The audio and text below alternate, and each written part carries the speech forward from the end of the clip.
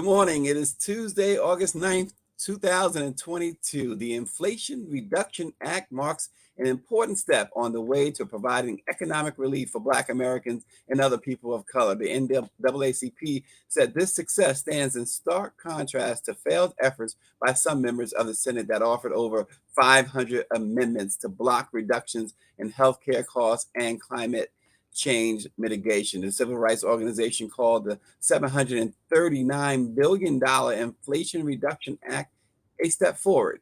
Climate justice advocate Felicia Davis said the bill would stand the test of time as one of the most significant pieces of legislation in this century. This morning, we will speak with Felicia Davis, the founder of the HBCU Green Fund, which works to advance climate justice with a focus on sustainability for HBCUs. We will also hear from Ali Zaidi, the White House Deputy National Climate Advisor. But first, a couple of quick news items to start your Tuesday. The FBI's raid on former President Donald Trump's Mar-a-Lago estate in Florida was related to the 15 boxes of documents that Trump took to Mar-a-Lago when he departed the White House, some of which the National Archives has said were marked classified, according to several sources within the Department of Justice. In January, Trump said he handed over those documents to the archives, and attorneys for Trump said they were searching for any more records that he may have. The Secret Service was notified by the FBI a short time before agents arrived that they would be coming. The Secret Service validated the search warrant and facilitated entry into the residence in accordance with a court order, according to the Secret Service, which said they were not involved in the search. Also, the father and son convicted of murdering Ahmaud Arbery were both given an additional sentence of life in prison on Monday on federal hate crime charges, while their neighbor was sentenced to 35 years in prison. A judge also required that Travis McMichael, who is 36 years old, and Greg McMichael, who is 66, and William Rowdy Bryant, who is 52, serve their sentence in state prison, not in federal prison, as they had requested. The McMichaels and Bryant, who are all white, were found guilty in February of federal hate crime charges in the killing of Arbery, a Black man who was running in their neighborhood when the defendants confronted him in February of 2020. The three men were convicted of all the federal charges against them, including hate crimes, attempted kidnapping, and the use of a firearm to commit a crime. Prosecutors did seek life sentences for all three men. The life sentences mean that regardless of any potential overturning of the state verdicts, they still will stay in federal prison for the rest of their lives. Also this morning, actor Roger E. Mosley, best known for his role as the helicopter pilot Theodore T.C. Calvin on the 1980s hit show Magnum P.I., has died. He was 83 years old, and he died surrounded by his family after being injured in a car crash late last week that left him paralyzed from the shoulders down and in critical condition. The actor's daughters wrote on Facebook. No further details about the crash were available, but Mosley starred in more than 150 episodes of Magnum P.I. alongside Tom Selleck in the crime adventure series, which aired for 8 seasons from 1980 until 1988. Mosley also made an appearance in a more recent reboot of the hit show as another character, John Bookie. In addition to Magnum, the Los Angeles native played the role of Coach Ricketts in the 1990 sitcom Hanging with Mr. Cooper. He also appeared on Sanford and Son, Love Boat, Kojak, The Rockford Files, Starsky and Hutch, and dozens of other series. Now we turn our attention to the climate bill. And joining us now is climate justice advocate Felicia Davis, the founder of HBCU Green Fund. Good morning, Felicia Davis. Good morning, Stacy Brown. So good to be with you. It is great to have you. Big news this week. The climate bill has passed. I have to ask you, how does this bill galvanize and invest in aggressive action to substantially reduce greenhouse gas emissions and accelerate the transition to a clean energy economy? And how does that benefit the Black community and HBCUs? Okay, that's a mouthful. Well, quick answer is the money. It puts the money with the mission. So, first of all, it's a large amount of money. And the task in front of us is huge. So the challenge for is particularly the Black community, which is impacted more. The challenge has always been accessing the resources to do whatever. So if you look at the individual household level, all of us would love solar panels. We'd like to drive electric cars. Well, this legislation gives access for regular lower income, modest income families to access the resources. To say $7,500 is a good amount if you're buying a new car. That brings the option into possibility for families shopping for vehicles. And this legislation will make resources available if you're buying a used electric vehicle. But more than that, if you buy an electric vehicle, you have to plug it in somewhere. So the funds are now available for small businesses that might want to install electric charging stations, for example. So this will bump up with the infrastructure bill to make massive amounts of resources available. And I think a piece of the legislation that I particularly think will benefit the Black community and other low income and impacted communities is the Green Bank. And what a green bank will do, similar to the concept behind the HBCU Green Fund, is that you savings are bankable. So for when we're paying an energy bill month after month, if we're able to make certain upgrades in our house, we all know if you have better windows, your energy bill goes down. So imagine making every upgrade that you can. So you have an electric heat pump, you have new windows, you have solar panels. That bill that might have been $300, $400, $500 a month comes down to 100. That Right. difference you can invest and you can pay off any loan. That same process is available now for businesses to expand. And I say if there's any message that I have for the Black community is we don't want to miss this opportunity. We don't want to look a decade from now and say we're in some sort of a gap. This is game changing, transformational. And we're Yeah. starting at ground zero, so we have to grab it. Well, and that's important, right? That to note that we are starting at ground zero, and so with that in mind, I just want to go back and specifically talk about HBCUs with that. Um, for so long, I mean, they are already underfunded anyway, right? But this, as you were talking about households and families, as it saves money on certain bills, it's just oh gosh, specifically, how does how will this change the game for HBCUs? Absolutely. Let's think about the first word H, historically, right? Historically. Now, historically is a great thing, legacy and all that. Also means old, means you're going to have older buildings, older campus. So that means that you have a greater likelihood to save even more. So that's number one. In terms of the infrastructure, Black colleges own their land and buildings, and so that makes it a good investment to upgrade every building and to ensure that new buildings are built to the highest standard. Number two, if there's any group we can point to in the Black community that has the potential to help us transform for the long range, it is young, educated Black minds, right? Yeah. So we have to ensure that it doesn't matter to me what major a student has. When you are talking about a transformation in energy, it's like when you go from one form of energy to the other, the entire economy changes. So we have to make young people aware of what it is, what sort of investments are you looking for? How do you build? They want to be entrepreneurs, etc. So I want them to know about solar, wind technology. If you're over in engineering, here's some new research opportunities. If you're over in business, some new business opportunities. If you're in any of the social sciences, what will be the impacts and how do our communities transform?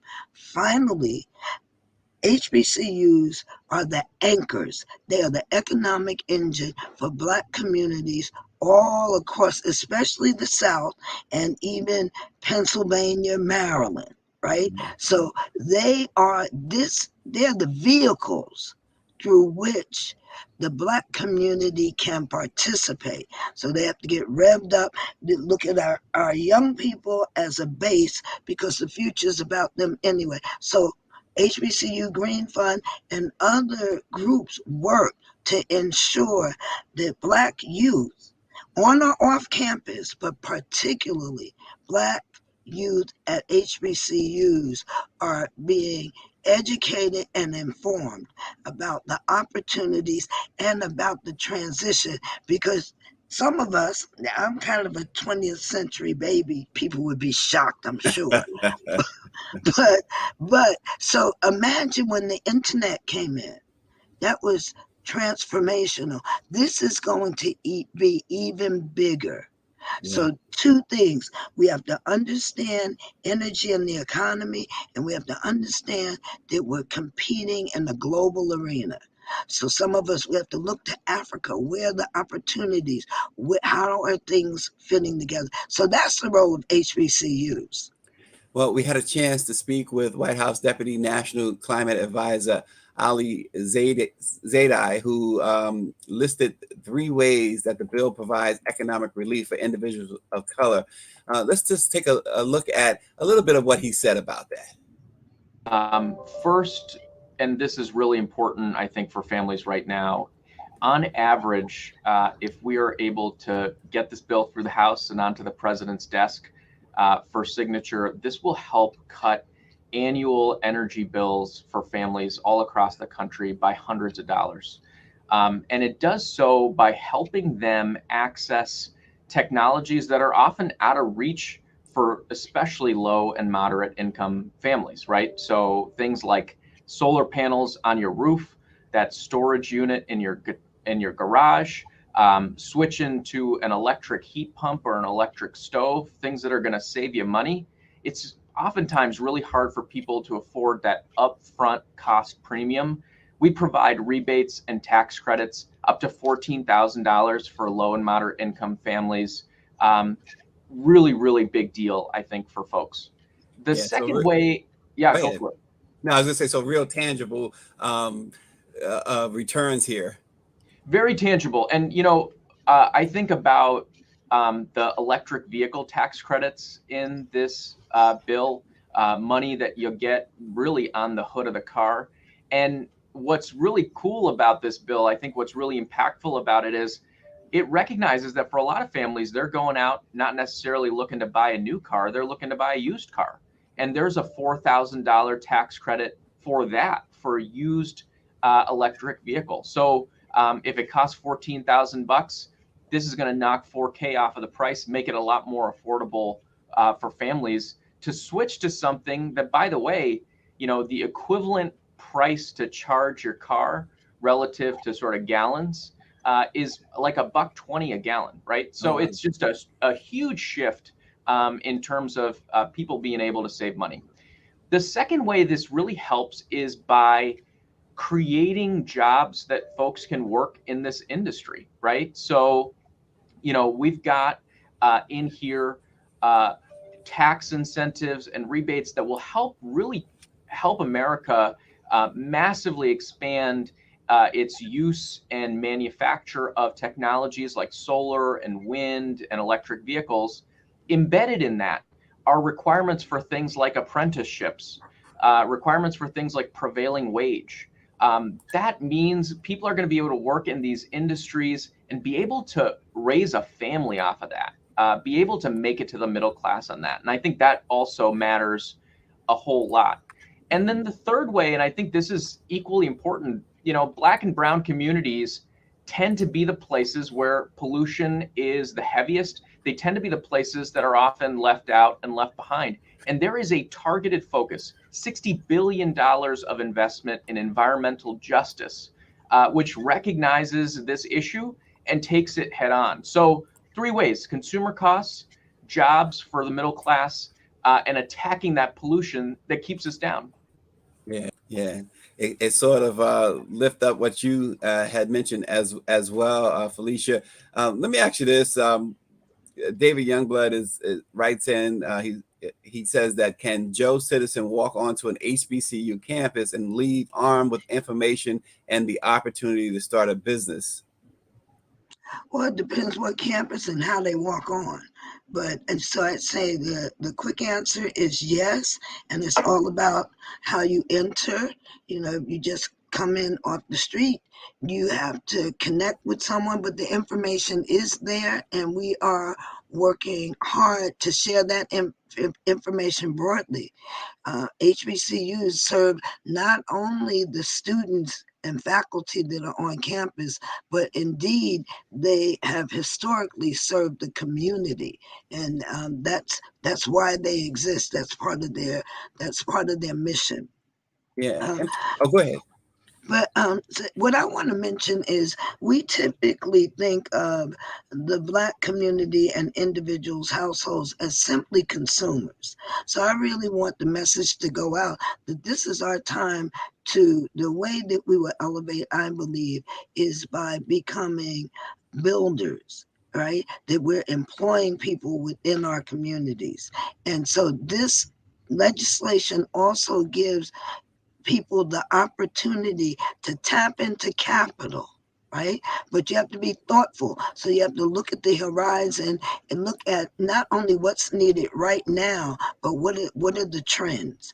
But Yeah. if you will do that, the resources are there and the opportunity is there. When you see Justice 40 and environmental justice, that means you have just a little bit of a chance to come through the door with your great idea and possibly your low credit score and still win this time. So it's like we have to be aggressive, because just buying that new electric vehicle, and all of the rebates, that won't get this generation where they need to be in the economy. We have to look around 10 years from now. We want to point to companies that, yes, are building solar panels. They're in place. So if we think in the old days, you think about Ford Motor Company. There's no reason, a guy created Tesla. We can have ideas and have another electric vehicle. So don't think just about buying one. Think about building one. And so this bill paves the way for more entrepreneurs, is what I'm hearing you saying. Absolutely. Absolutely, a huge driver, because much of what it talks about doesn't exist, right? So we either want to accelerate it when it comes to mitigation adaptation. That means we want to change and prevent. We want to change how we do things so we prevent the worst outcomes, and we want to adapt to the stuff that's coming anyway. Right? So that's a huge opportunity for new ideas. The answers are not there yet. And there are some technologies where you can grab onto those and invest there and build there. You can also think of what's even better, and that requires um, creating alliances and groups and working in teams. And for young people on campuses or off, it doesn't matter where you are. It doesn't mean you have to be at a HBCU. No, you have to pursue the idea. You have to look. And what is the basics? So Felicia, break it down. Right now, we have to change how we act and how we use energy in order for the planet to survive and us to survive on it.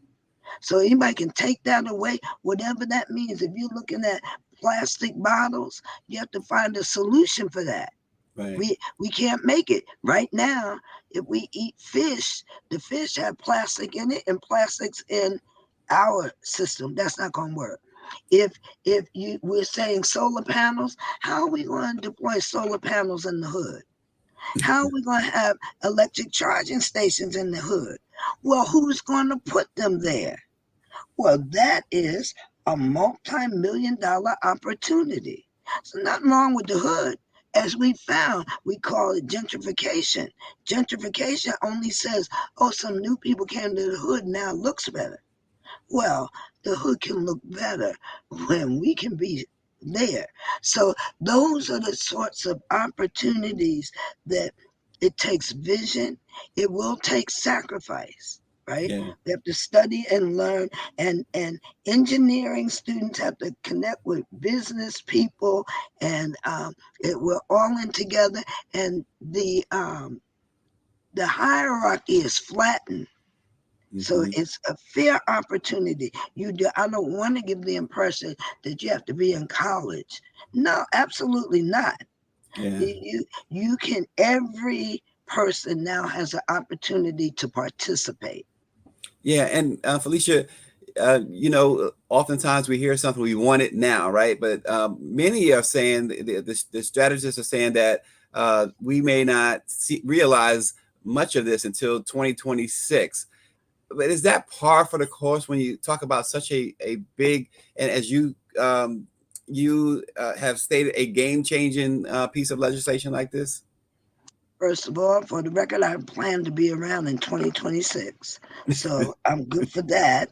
Um, and and we have to get ready. So part of that won't happen until there's always a naysayer, right? But we're talking about billions of dollars. Does it take time to deploy? We can think back to Obamacare. It took a minute to roll out and get straight. Well, we took a minute to plug in and trust. So when I say to anyone that I can't afford that kind of thinking, right? For the Black community, we have to get focused. We have to be very serious, and we have to understand the what, the why, and the how. Hmm. Okay, what is happening? The energy that we use is transforming. So 20 years from now won't be gasoline, people, right? So that means gas stations have to be changed to charging stations. Our home won't be burning coal, hopefully. So that means that solar and wind will have to be present. Well, that's going to take time to deploy, but the startup is now. And anybody thinks you don't have until then to get on board, that is yesterday. So for those of us that weren't on board yesterday, just run double time. So we have Amen. that catching up to do. Yeah, and this was a very close vote. It was 51-50. So with that in mind, knowing that um, the Republican Party was against and remain against this piece of legislation, it's going to become law, we know. But what happens, Felicia? Can you give us any insight, if you have any, if they were to take back power in the 2024 midterms? How will that impact things with this bill? Same way it happened with Obamacare. All right, and nothing went away. Because what was good for the people still retain the power. So climate change is real. All right, climate change is real, and the base on the right can get confused. You can confuse climate and weather. Yeah, a lot of people do that. It's very difficult to explain. No, this is global climate. That means the whole way we experience the world is changing and it's getting hotter, right? That's Mhm. a fact.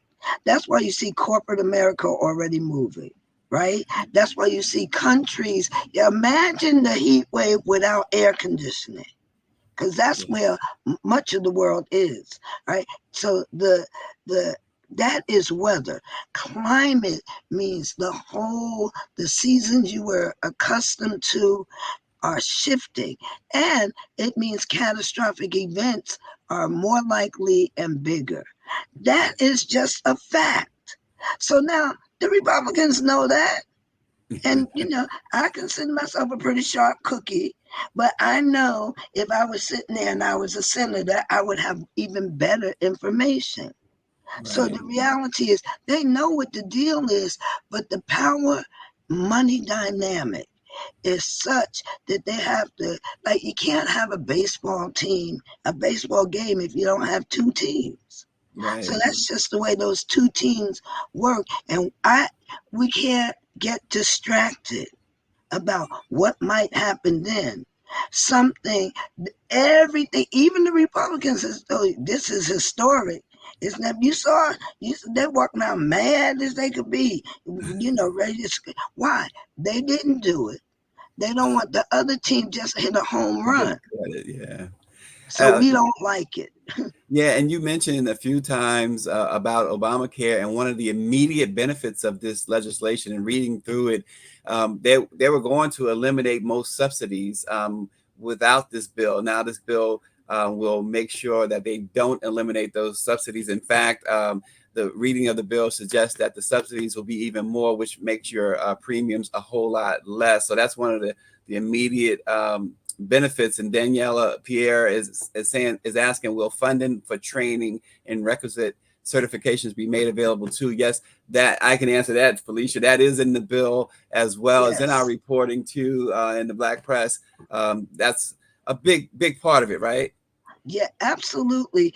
Jobs and training, having, if we look at our communities, jobs is probably the number one concern and good jobs, right? People don't want to have 3 and 4 jobs just to pay the bills.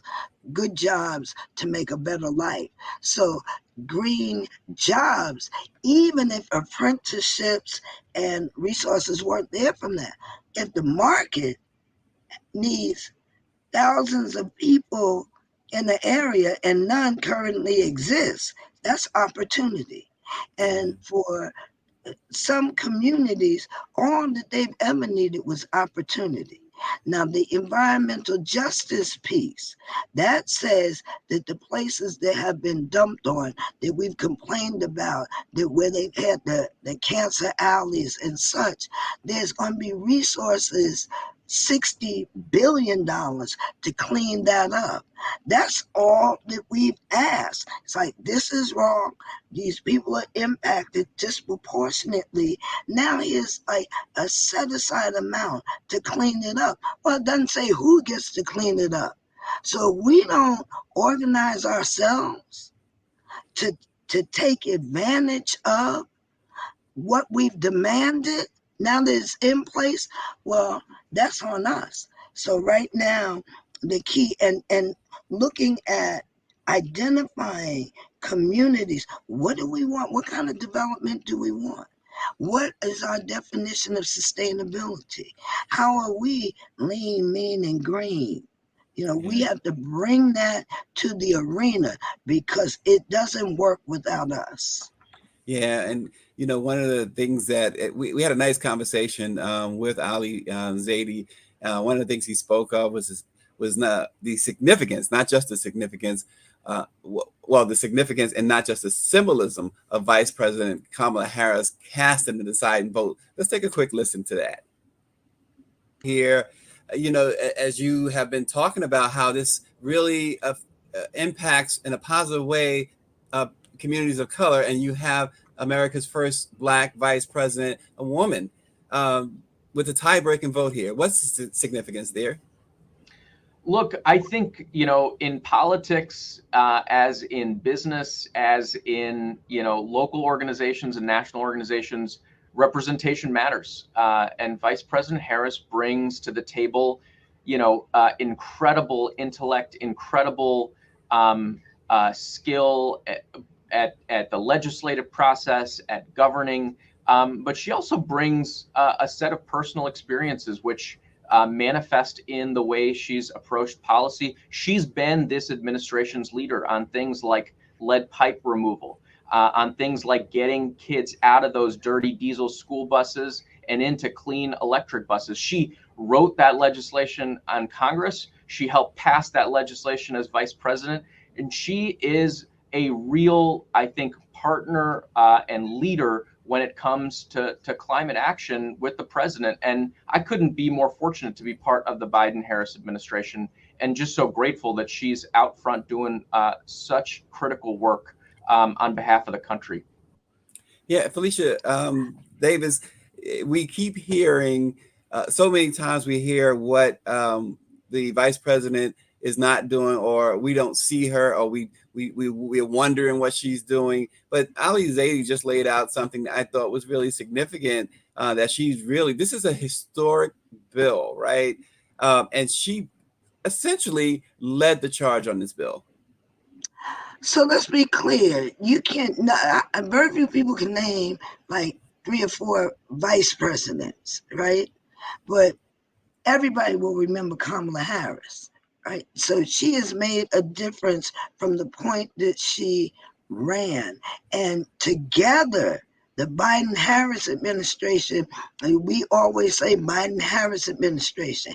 Yes, not only the work that she did before becoming the vice president, the work she did to get this over the top, but you have a Black woman signing the most important legislation, and her vote made it possible.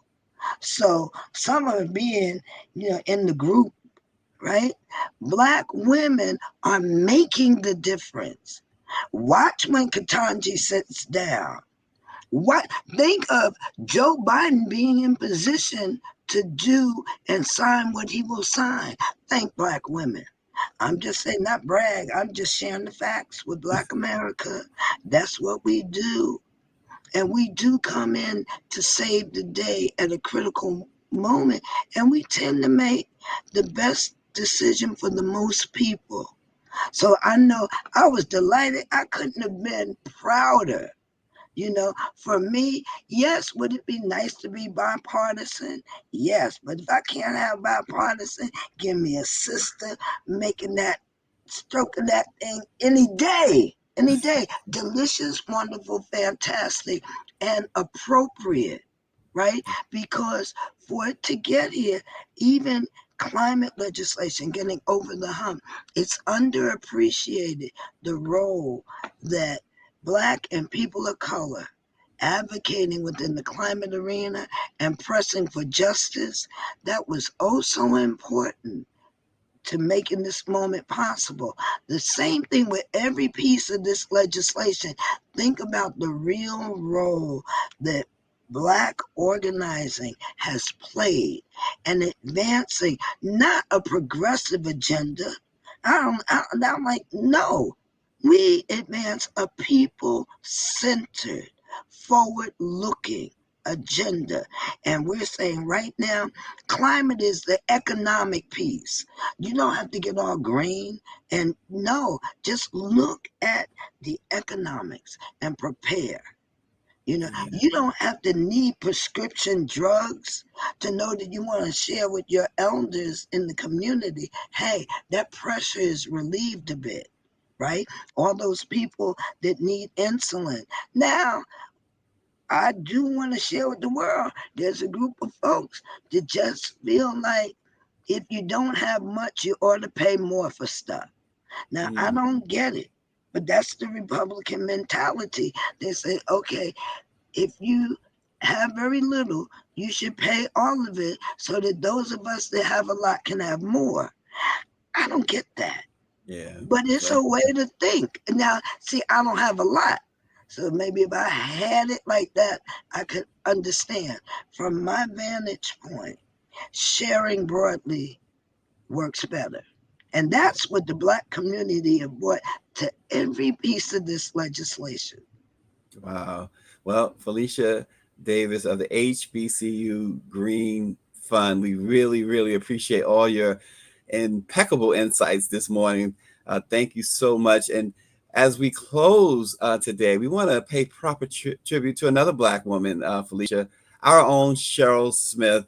We wanted to make sure to salute her, the publisher of iMessenger Media, the Garland Journal, and Texas Metro News, for her induction into the NABJ Hall of Fame over the weekend. A well-deserved honor for our esteemed colleague, Cheryl Smith.